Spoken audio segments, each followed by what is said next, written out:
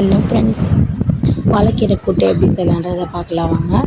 இப்போ வந்து வானொலி அடுப்பில் வச்சுட்டு ஒரு 2லேருந்து 3 டேபிள் ஸ்பூன் அளவுக்கு நல்லெண்ணெய் வந்து சேர்த்துக்கிறேன்.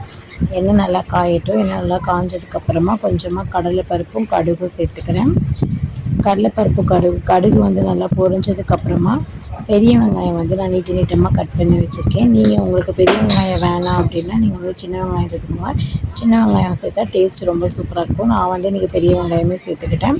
பெரிய வெங்காயம் 2 வரமிளகாய் கிள்ளி போட்டு நல்லா வந்து வதக்கிக்கிறேன். நல்லா வெங்காயம் வந்து பொன்னிறம் ஆகிற வரைக்கும் வதங்கினதுக்கப்புறமா கீரையை வந்து நான் அலசிட்டு அதுக்கப்புறமா கட் பண்ணி வச்சுருக்கேன். ஏன்னா கட் பண்ணதுக்கப்புறம் அலசணும் அப்படின்னா அதில் உள்ள சத்தெல்லாம் போயிடும். ஸோ நான் வந்துட்டு அலசிட்டு அதுக்கப்புறமா குட்டி குட்டியாக கட் பண்ணி வச்சுருக்கேன்.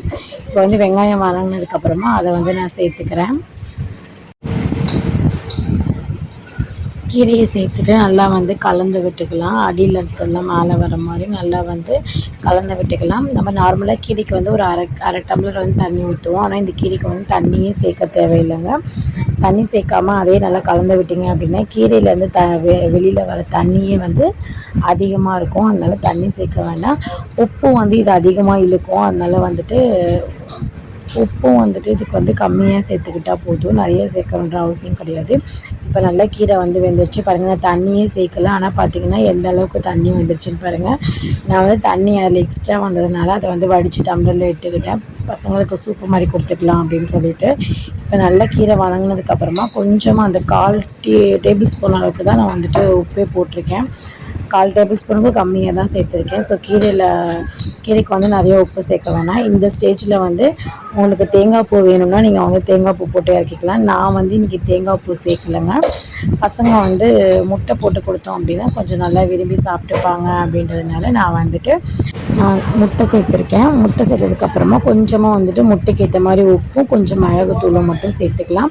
சேர்த்துட்டு நல்லா வந்து அந்த முட்டை கீரை எல்லாம் ஒன்றா இது பண்ணி வர மாதிரி நல்லா கலந்து விட்டுக்கலாம். இப்போ வந்து நீங்கள் தேங்காய் பூ போட்டால் எப்படி இருக்குமோ அது மாதிரி தான் வந்துட்டு முட்டை வந்து கீரையில் தெரியும். இந்த பாலக்கீரை சாப்பிட்றது வந்து உடம்புக்கு ரொம்ப நல்லதுங்க. ரத்தம் அதிகமாகிறதுக்கும் இது வந்து உடல் சூட்டை தணிக்கிறதுக்கும் வந்து ரொம்ப ஹெல்ப்ஃபுல்லாக இருக்கும். அதே மாதிரி யூரின் ப்ராப்ளம் அந்த மாதிரி இதுக்கும் வந்துட்டு நல்ல ஒரு ஹெல்ப்ஃபுல்லாக இருக்குது. மெயினாக இந்த கீரையை வாரத்தில் ஒரு 2 தடவை எடுத்துக்கிட்டோம் அப்படின்னா புற்றுநோய்க்குரிய அந்த செல்ஸ் வந்து நம்ம உடம்புல வராமல் தடுக்கும். அதே போல் இந்த கீரையை வாரத்தில் 2லேருந்து 3 நாள் எடுத்துக்கிட்டோம் அப்படின்னா கண்டிப்பாக உடல் எடை வந்து குறையும். அவ்வளோதாங்க, சூப்பராக வந்து பாலக்கீரை பொரியல் ரெடி ஆயிடுச்சு. நீங்களும் ஒரு டைம் இது மாதிரி செஞ்சு பாருங்கள். செஞ்சு பார்த்துட்டு எப்படி இருந்துச்சு அப்படின்றத மறந்துடாமல் கமெண்ட்டில் சொல்லுங்கள். செம்ம டேஸ்ட்டாக இருக்கும். உங்கள் குழந்தைங்களுக்கும் இது மாதிரி செஞ்சு கொடுத்தீங்க அப்படின்னா அவங்க வந்து விரும்பி சாப்பிடுவாங்க. ஓகே, பாய். நெக்ஸ்ட் ஒரு வீடியோவில் பார்க்கலாம்.